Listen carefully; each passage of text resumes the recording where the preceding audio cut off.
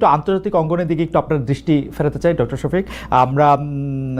আমরা জানি যে মধ্যপ্রাচ্যে বিশেষ করে ইরানের উপর ইসরায়েলের আক্রমণ এবং তার প্রত্যুত্তরে ইসরায়েলের উপর ইরানের আক্রমণের পাল্টাপাল্টি যুদ্ধ চলছে, যুদ্ধ পরিস্থিতি চলছে। যুদ্ধ যদি এখন নাও চলে, সেই যুদ্ধের ক্ষেত্রে বা এই আক্রমণের ক্ষেত্রে বাংলাদেশ সরকারের যে অবস্থান সেটাকে আপনি যথেষ্ট মনে করেন কিনা?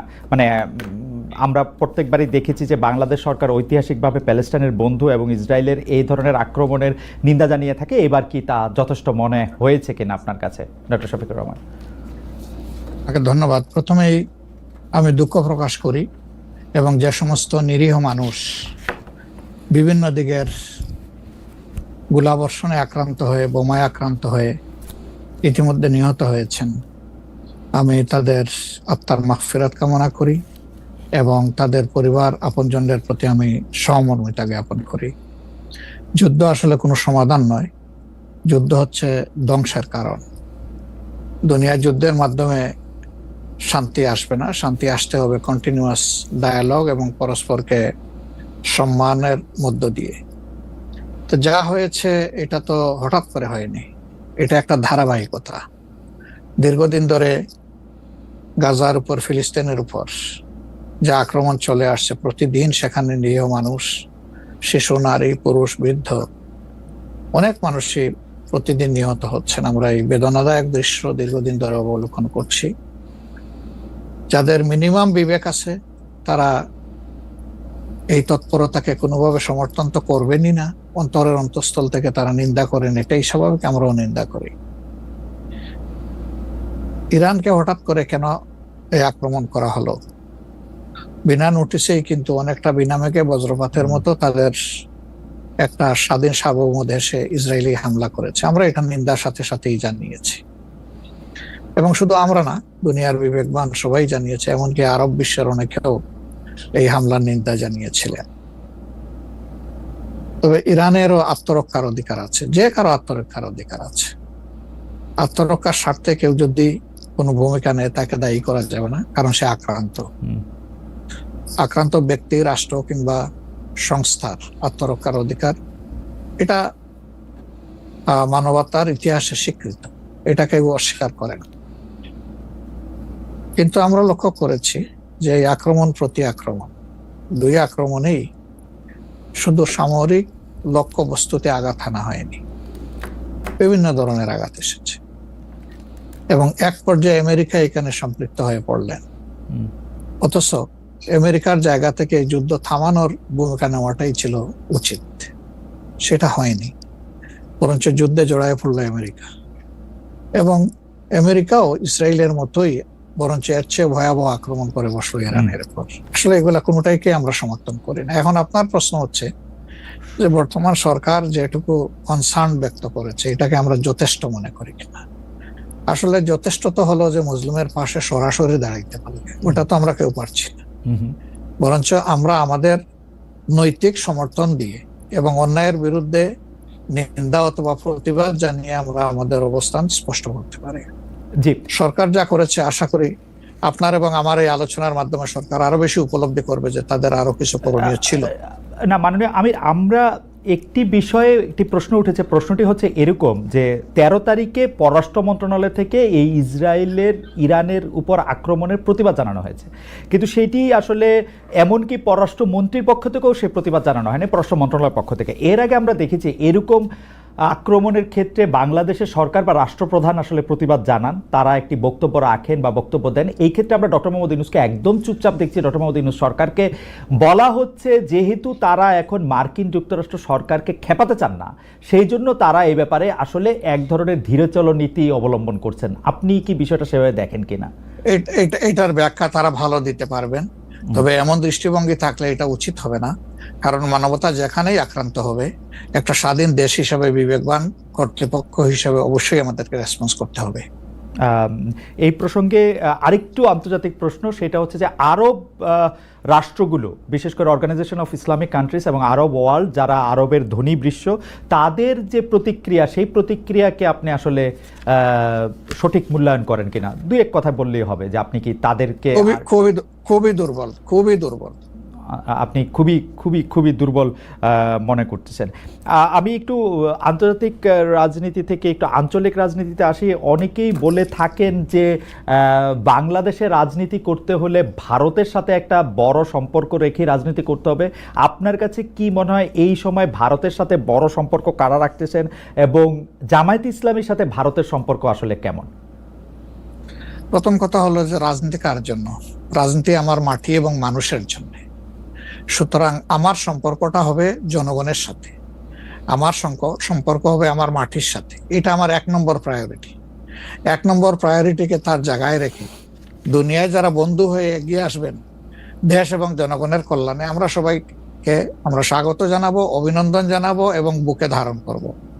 কিন্তু যদি এই সম্পর্ক রাখার অর্থ এটি হয় যে কোনো রাষ্ট্রের আনুকূল্য নিয়ে অথবা রাষ্ট্রকে সন্তুষ্ট রেখে কোনো ধরনের রাজনৈতিক কর্মকাণ্ড পরিচালিত হবে, আমরা তার সম্পূর্ণ বিরোধী। ওকে, এই ক্ষেত্রে কেউ কেউ বলতেছেন যে বিএনপির সাথে ভারতের একটি সম্পর্ক দেখা যাচ্ছে, আবার কেউ কেউ উল্টোটা বলতেছেন ডক্টর মোহাম্মদ ইউনূস ভারতের সাথে সম্পাদিত শেখ হাসিনা সরকারের কোনো চুক্তি আলোর সম্মুখে আনছেন না এবং তার কোনোটিই বাতিল করছেন না, কারণ ডক্টর মোহাম্মদ ইউনূস সরকারেরও ভারতের সাথে একটি নিবিড় এবং প্রবল সম্পর্ক রয়েছে। আপনি এই দুটি কিভাবে বিবেচনা করেন, যে বিএনপির সাথে কি আসলে ভারতের একটি প্যাক্ট আছে? ডক্টর মোহাম্মদ ইউনূস কি ভারতের কাছে মুখে যাই বলুন খুবই নতজানু সরকার? মানে হোয়াট ইজ আপনার বিশ্লেষণ একটু শুনতে চাই। আসলে প্রথমটা আপনি যেমনটি শুনছেন আমিও তেমন শুনতেছি, আমার কাছে এর কোনো ডকুমেন্ট নাই।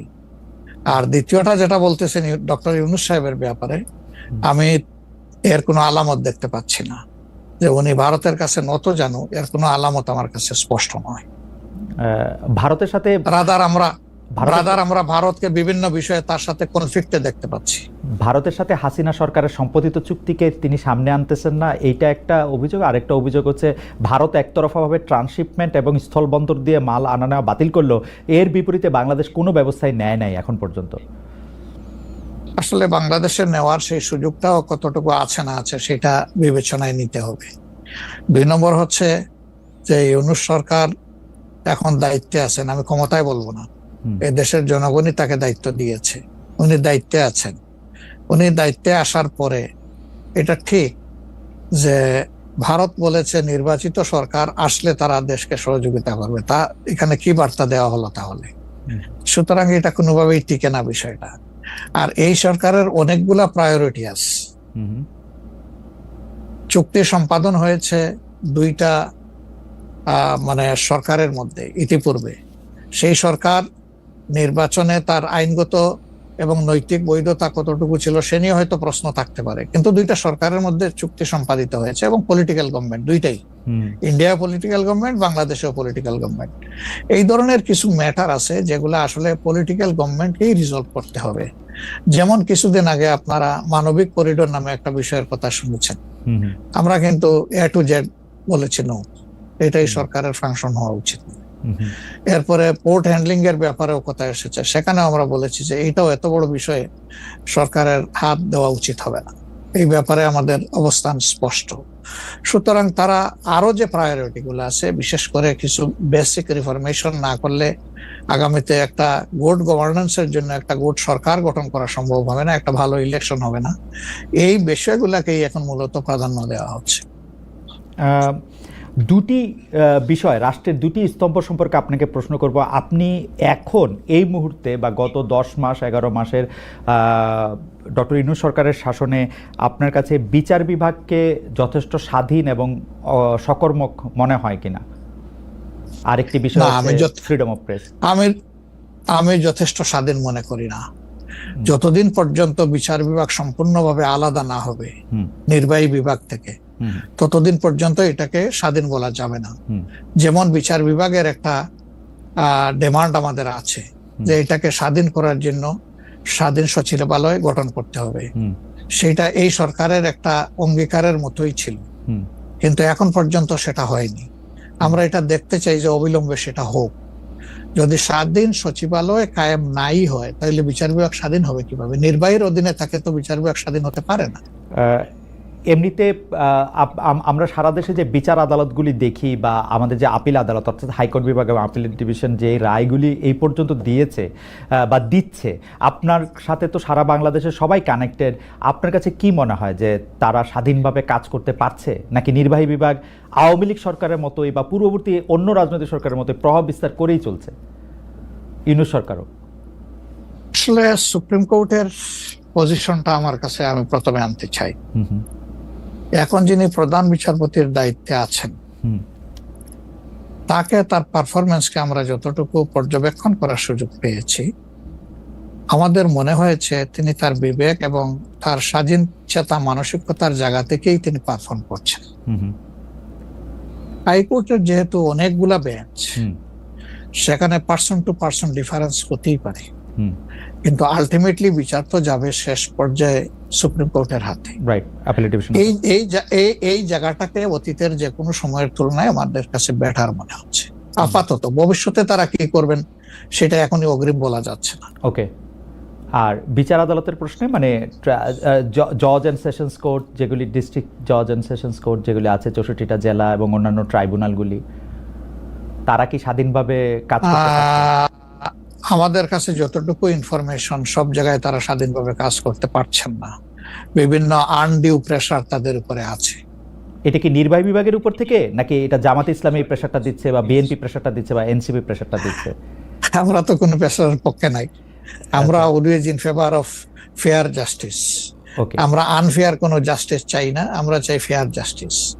এখন আর কারা দিচ্ছে না দিচ্ছে, আপনার টক শোতেই আপনি মেনি টাইমস বলেছেন, আমাকে উত্তর দেওয়ার দরকার নাই। আপনি যথেষ্ট জনগণের পক্ষে মতামত ব্যক্ত করার জন্য আপনি বহু সময় এই কথাগুলো রিপিট করেছেন। আমরা কিন্তু এর পক্ষে নাই এবং আমাদের বিরুদ্ধে এই ধরনের কোনো কমপ্লেইন কোথাও নেই। আর যদি ফ্রিডম অফ প্রেসের কথায় আসি, অর্থাৎ সংবাদপত্রের স্বাধীনতা বা গণমাধ্যমের স্বাধীনতা প্রশ্নে আপনার কাছে এই 10 মাসের বিবেচনা যদি চাই বা বিচার যদি চাই, আপনি কেমন দেখছেন যে স্বাধীনভাবে মত প্রকাশ করা যাচ্ছে কিনা? মানে সংখ্যা যারা সংখ্যায় কম তারাও তাদের মতামত দিতে পারছে কিনা? জি না, সেটা আমি আসতেছি। যদি আপনি in comparison two previous period, that is last 15.5 years, even another 2 years you can add with it. So-called caretaker সরকারের 2 বছর, পরবর্তী 15.5 বছর। অনেক সময় প্রেস আমাদেরকে বলতো, আমরা যখন জিজ্ঞেস করতাম যে এই ধরনের একটা জলজ্জন্ত মিথ্যাচার কেমনে করলেন, ওই যে কিছু করার নাই, স্ক্রিপ্ট লেখা ছিল, আমাদেরকে এটা জাস্ট ব্রডকাস্ট করতে হয়েছে। তো এখন সেই পরিস্থিতি এরকম নাই বলে আমাদের কাছে মনে হয়। তারপরেও আমরা প্রেসের কাছ থেকে বিভিন্ন সময় শুনি তাদের কিছু কনসার্নের জায়গা এখনো বিদ্যমান। কেউ কেউ এখনো তাদের উপরে আনডিউ প্রেসার দিয়ে থাকেন, এটা করতে পারবেন, এটা করতে পারবেন না। এটা যদি থাকে, একটা মিনিমাম রেঞ্জেও থাকে, তাহলে তো আমরা কমপ্লিট ফ্রিডম অফ স্পিচ বলতে পারছি না, ফ্রিডম অফ এক্সপ্রেশন আমরা বলতে পারছি না। এটা কিছুটা যে এখনো প্রিভেল করছে, এটা আমরা অনুভব করি। তবে আমরা ফিল করি যে প্রেসকে তাদের মতোই রোল প্লে করতে দেওয়া উচিত। আর প্রেসের কাছেও আমাদের প্রত্যাশা, তারা যেন সাদাকে সাদাই বলেন, সাদাকে অন্তত ধূসর বানাবেন না, এবং কালোকেও তারা মানে সার্ফ এক্সেল দিয়ে সাদা বানাবেন না। শিক্ষকদের সাথে কিন্তু ওইগুলা দিয়ে আমরা এটাকে জাস্টিফাই করতে চাই হয়েছে বলেই আমরা সবাই মিলেই কিন্তু এগুলি প্রতিরোধ করেছি, প্রতিবাদ করেছি। আসলে যে যার জায়গা থেকে প্রচন্ড ভাবে প্রতিবাদ করেছে। আমার মনে আছে ডয়েচে ওয়েলেতে থাকতে আমি একবার শেখ হাসিনার নাম করে এতবার বলতেছিলাম যে কেন তিনি এটি করবেন, কেন তার এটি সমালোচনা করা যাবে না, এবং কেন তার এটা, মানে আমার মনে আছে যে মানে আমার সাংবাদিকতায় আমি কোনো সময় অ্যাক্টিভিজম করতে চাই না বা অ্যাক্টিভিজমের জায়গা থেকে, কিন্তু এইগুলির প্রতিবাদ আমরা সবাই মিলেই আসলে করেছিলাম, যে যার অবস্থান থেকে। এখনো আমাদেরকে করতে হবে, এখনো যদি আমরা সেই জায়গার মধ্যেই থাকি এবং কেউ কেউ আমরা এটা বলি যে তারা করেছে সেজন্য এটা ঠিক আছে, সেইটার ব্যাপারে আপনার কাছে বিচার দিতে চাইছি। প্রশ্নই ওঠে না, এটাকে সাপোর্ট করা যাবে না।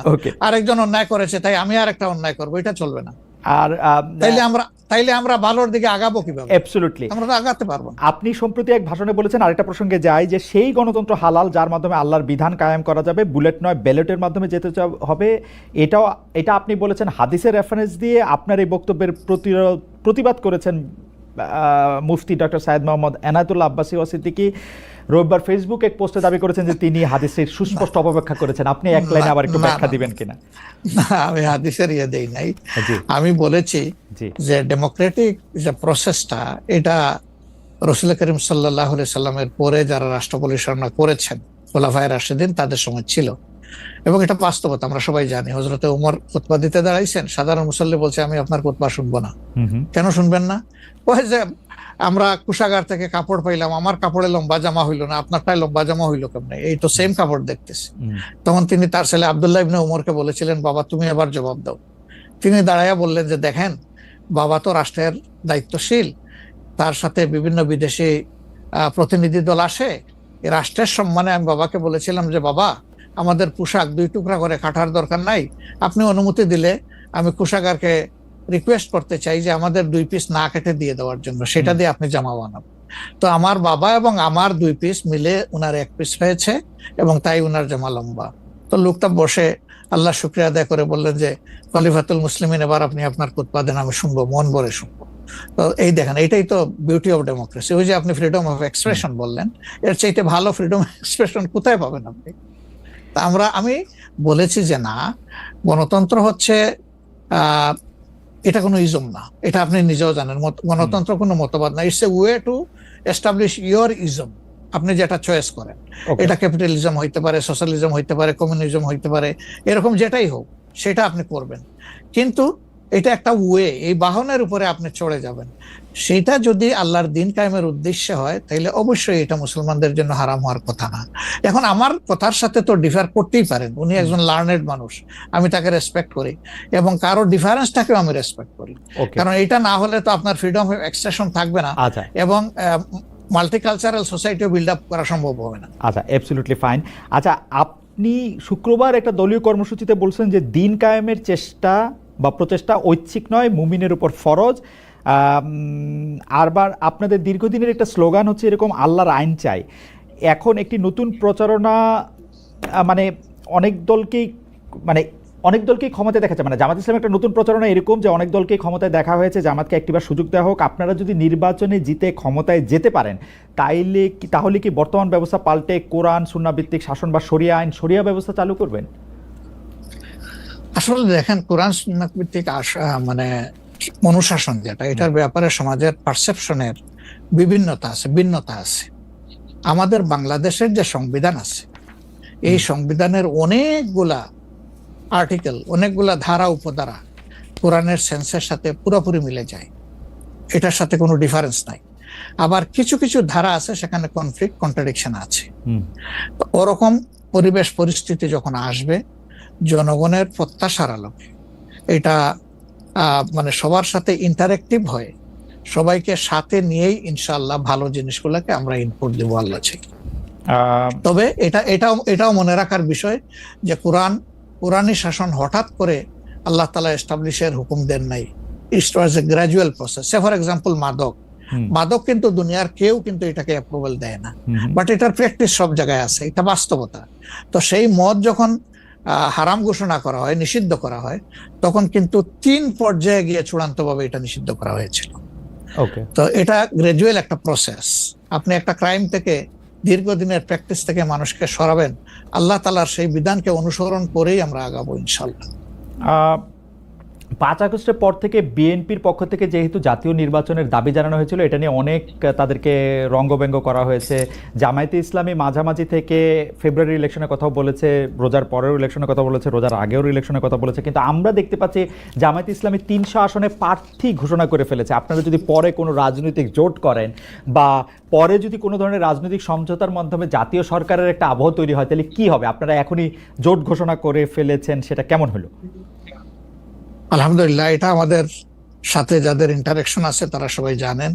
আমরা বলেছি যে এটা আমাদের অফিসিয়াল ঘোষণা না, এটা হলো প্রাথমিক সিলেকশন, এবং সমস্ত আমাদের নমিনি যারা হবেন তাদেরকে সেম মেসেজ দেওয়া হয়েছে। যে জাতীয় বৃহত্তর স্বার্থে যে কোনো সময় যে কোনো পরিবর্তন যে কোনো আসনে আসতে পারে। আমাদের সংগঠন এটার জন্য পূর্ণ প্রস্তুত। প্রয়োজনে আমার থেকে এই পরীক্ষা শুরু হবে, কোনো অসুবিধা নেই। আপনার আপনার কাছে ছোট একটি পরীক্ষা, সেটি আপনার পরীক্ষা না, আপনার কাছে একটি ছোট পরীক্ষা। আপনি কুষ্টিয়া ৩ সদর আসনে জামাত ইসলামের এমপি প্রার্থী হিসেবে ঘোষণা করা হয়েছে জনপ্রিয় ইসলামী বক্তা জনাব আমির হামজাকে, কিন্তু এদিকে আবার জামাতি ইসলামীর শুরা সদস্য জনাব ফরাদ হোসেন রয়েছেন, তার নামও জোরে সোরে শোনা যাচ্ছে। অনেকে বলছেন যে তৃণমূল জামায়াত আসলে পছন্দ করে নাই হঠাৎ করে এরকম একজনকে মনোনয়ন দেওয়া। এই বিষয়টাকে আসলে আপনি কিভাবে দেখেন? শুধু জনপ্রিয়তার জন্য? না, নট দ্যাট। আমরা যখন কোনো জায়গায় নমিনি সিলেকশন করি তখন দুইটা জিনিস আমরা বিবেচনায় নেই। একটা হলো যে এই নমিনির ব্যাপারে স্থানীয় সংগঠনের যারা নেতাকর্মী আছেন তাদের দৃষ্টিভঙ্গি কি, 2 নম্বর হচ্ছে জনগণের দৃষ্টিভঙ্গি কি। এই দুইটা বিষয়কে আমরা বিবেচনায় নিয়েই প্রার্থী সিলেকশন করি।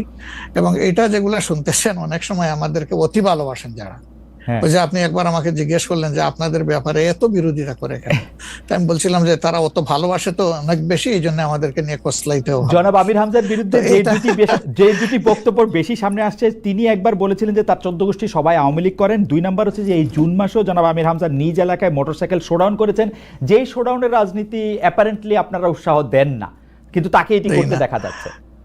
হ্যাঁ, আমরা তার দৃষ্টি আকর্ষণ করেছি। ওকে, আমরা এই ব্যাপারে দৃষ্টি আকর্ষণ করেছি যে পাবলিক ইনকনভিনিয়েন্স হয় এমন কোনো কাজ আমরা করব না, যত দূর সম্ভব এটা আমরা অ্যাভয়েড করে চলবো। এটা আচ্ছা, আমরা আরেকটা প্রসঙ্গে আসি যে লন্ডনে ডক্টর মোহাম্মদ ইউনূস এবং জনাব তারেক রহমানের বৈঠকের পর যৌথ বিবৃতির প্রসঙ্গে জামায়াতে ইসলামী একটা শক্ত অবস্থান নিয়েছে। তারা বলেছে যে বৈঠককে তারা স্বাগত জানিয়েছেন, কিন্তু যৌথ বিবৃতিটা তারা পছন্দ করেন নাই। এই কারণে জাতীয় ঐক্যমত্য কমিশনে তাদের অংশগ্রহণও তারা একদিনের জন্য বয়কট করেছেন, মানে আপনারা বয়কট করেছেন। পরে আবার ডক্টর মোহাম্মদ ইউনূস আপনাকে ফোন করেন এবং সেই টেলিফোনের পরে আপনি ডক্টর মোহাম্মদ ইউনূস টেলিফোনে কি বলেছিলেন আপনাকে, সেটাকে আমাদের একটু বলা যাবে? না, উনি আসলে সেখানকার পরিবেশটাই তুলে ধরেছেন সামগ্রিকভাবে যে কেন উনি এটা করতে গেলেন। আমাদের কনসার্নের জায়গা ছিল যে তিনি নির্বাচনের একটা টাইম লাইন, ডেট না, একটা টাইম লাইন ঘোষণা করেছিলেন যে এইটা 1st half of April কোনো একটা সময়ে নির্বাচন অনুষ্ঠিত হবে এবং নির্বাচন কমিশন সেই ব্যাপারে তারিখ নির্ধারণ করে তারা শিডিউল দেবে। এটা কিন্তু সবগুলা দলের সাথে সিরিজ অফ টকের পরে, উনি সরাসরি আলোচনার পরে এটা করেছিলেন। এরপরে তিনি লন্ডনে গিয়েছেন। তারেক রহমান সাহেব যেহেতু দেশে নেই এবং তিনি কার্যত বিএনপির এখন হইলেন নির্বাহী প্রধান, ভারপ্রাপ্ত চেয়ারম্যান, তো তার সাথে একটা বৈঠক হওয়াই উচিত, হইতেই পারে। এটা তো ভালো, এটা খারাপ কি? রাজনীতিতে ডায়ালগই তো উত্তম সমাধান। এবং বিএনপির কিছু কনসার্ন ছিল, তার সাথে আলোচনার মাধ্যমে সেটা যদি দূর হয় এটা তো ভালো, জাতীয় জীবনের জন্য ভালো, জাতীয় রাজনীতির জন্য ভালো। কিন্তু যেটা সকল দলের সাথে আলোচনা করে তিনি একটা টাইম লাইন দিলেন, শুধুমাত্র একটা দলের সাথে আলোচনা করে সেটা থেকে এইভাবে তার প্রকাশ্যে ঘোষণা দেওয়া, যদিও তিনি ডেফিনেটলি বলেন নাই যে রমজানের আগেই হবে, তিনি বলেছেন যদি এই জিনিস ফুলফিল করা যায় তাইলে সেটা আগেও চিন্তা করা যেতে পারে, কিন্তু সেটা ভালো হতো। আমাদের বক্তব্য হচ্ছে ভালো হতো দেশে এসে তিনি তাকে বলতেন যে আমি সম্মানের সাথে আপনার কথা শুনলাম, আমি মনে করি আপনার কথাগুলা লজিক্যাল, আমি দেশে গিয়ে আবার দলগুলোর সাথে একটু আলাপ করবো, করে এটাকে কিভাবে শেপ দেওয়া যায় আমি চিন্তা করবো, আপনি আমার উপর আস্থা রাখতে পারেন। That was good. কিন্তু এটা না করে সেখানে এটা ঘোষণা দেওয়াটাকে আমরা সঠিক মনে করি নাই। আমরা মনে করি যে ক্ষমতার ভারসাম্য একদিকে হেলে গিয়েছে এবং জাতি একটা রং মেসেজ পেয়েছে। এই জন্য আমরা আমাদের এই পর্যায়ে এটা আমার একটা প্রশ্ন, আপনার কাছে কি মনে হয় পরবর্তী জাতীয় সংসদ নির্বাচন আসলে কোন দিন কোন মাসে হবে? আমি ঠিক এটা জানি না, তবে আমি মনে করি যে এটা এপ্রিল পাড়ি দেবে না কোনো অবস্থায়। আর ফেব্রুয়ারিতে হলে আমিই বলেছি সবার আগে, আপনি বলেছেন যে হ্যাঁ, যে ফেব্রুয়ারিতে হলে এটা বেস্ট, কারণ এই সিজনটা আমাদের জন্য কমফোর্টেবল সিজন ইলেকশনের জন্য। আপনার কাছে কি মনে হয় আপনার মনে কি এরকম একটা সম্ভাবনা আপনি দেখতে পান যে এটা রমজানের পরেও আসলে যেতে পারে? সেই ক্ষেত্রে রমজানের সময় আপনাদের ক্যাম্পেইন করতে হবে। বেশিরভাগ সময় আমরা দেখি যে রমজানের সময় ধর্মপ্রাণ মুসলমানদের অনেকেই আসলে দুনিয়াবি কোনো জিনিসের মধ্যে থাকতে চান না, সেই ক্ষেত্রে ভোটের মানে এখনো কি? আমার মনে হয় যে রমজানে তো আমরা সব ধরনের সব কাজই তো করি, কাজ তো আমরা বাদ দিই না কোনো, রাইট? অফিস আদালত ব্যবসা বাণিজ্য সবই তো করি, ক্ষেত খামার যার যেটা আছে। রমজান আমাদের জন্য কোনো সমস্যা না, রমজান কারোর জন্যই সমস্যা হওয়া উচিত না। ওকে, কোন দল বলেছেন যে রমজানে ক্যাম্পেইন করতে গেলে অনেক ইফতার মাহফিল হবে, সেখানে প্রচুর টাকা খরচ করতে হবে, আপনি করবেন না। আপনি ইফতার মাহফিলে মেহমান হিসাবে গিয়ে খেয়ে আসবেন, দোয়া করে দিয়ে আসবেন, অসুবিধা কি? আপনাকে টাকা খরচ করতে হবে কেন? ওই সময় তো এমনিও টাকা খরচ করা ঠিক না, শিডিউল ডিক্লারেশন হয়ে যাওয়ার পরে মানুষকে খাওয়ানো ঠিক না। আপনি খাবেন, অসুবিধা কি? দাওয়াত দিলে যাবেন, খাবেন, কথা বলবেন, মিশবেন, হাত মিলাবেন, এটাও আপনার নির্বাচনী কাজকে আগাবে, কোনো সমস্যা তো নাই। আপনি কোনটা প্রেফার করবেন, মানে ইলেকশনের ডেট ফেব্রুয়ারি অর এপ্রিল? আমরা তো প্রেফার করে বলেছি বেস্ট হইলো ফেব্রুয়ারি। বেস্ট হলো ফেব্রুয়ারি, কিন্তু এপ্রিলে হইলে কোনো অসুবিধা নাই। আমরা মনে করি এপ্রিলে হইলে অসুবিধা নাই, তবে এটা ক্রস করা উচিত নয়। এপ্রিল ক্রস করা উচিত না, কোনো অবস্থায় উচিত হবে না। আপনি কি মনে করেন, এখন যদি নির্বাচন কমিশন বলে যে তারা ডিসেম্বরে নির্বাচন দিতে চান, তাইলে কি আপনারা আপত্তি জানাবেন না আপনাদের এটা? হ্যাঁ, না, আমরা ওই যে 2-3টা জিনিস বলেছি, যে বেসিক রিফর্ম, তারপরে হচ্ছে আপনার দৃশ্যমান বিচার, প্রবাসীদের ভোট ইনকর্পোরেট করা, এই 3টা জিনিস যদি আমরা মিনিমাম পাই, তাহলে ডিসেম্বর কেন, সামনের মাসে হইলে আমাদের কোনো আপত্তি নেই। ডিসেম্বর আমাদের দর্শক, আর আমরা দেখেন মূল থেকে কখনো বলি নাই যে এই মাসে হতেই হবে, এই শব্দ কিন্তু কখনো আমরা উচ্চারণ করিনি। আমরা এই ব্যাপারে ফ্লেক্সিবল। আমরা প্রধান উপদেষ্টার কমিটমেন্টের উপরে রেসপেক্ট শো করতে চাই। উনি বলেছিলেন ডিসেম্বর এই বছর অথবা আগামী বছরের জুনের মাঝখানে যে কোনো সময় তিনি নির্বাচন দিবেন। তা আমরা দেখতে চাই যে তিনি তার কথার উপরে আছেন। তবে এটাও ঠিক যে মে জুন এইগুলা কিন্তু ইলেকশনের জন্য কোনো ফেভারেবল টাইম না। ইভেন এপ্রিলটাও একটু কষ্ট হবে, এই ব্যাপারে বলার অপেক্ষা রাখে না। ফেব্রুয়ারির চাইতে এপ্রিলে কিন্তু একটু কষ্ট বেশি হবে।